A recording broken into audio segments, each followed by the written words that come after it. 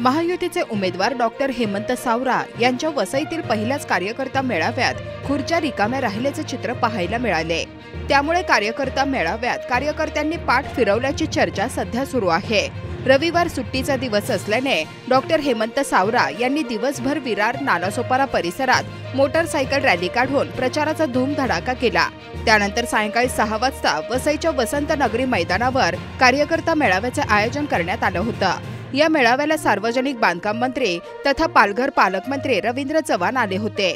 मात्र पालकमंत्र्यांचं भाषण सुरू होताच कार्यकर्त्यांनी पाठ फिरवले। मागील बहुतेक खुर्च्या रिकाम्या झाल्या होत्या, त्यामुळे डॉक्टर हेमंत सावरांच्या उमेदवारीवरून सामान्य कार्यकर्त्यांमध्ये नाराजीचे चित्र असल्याची चर्चा सुरू होती।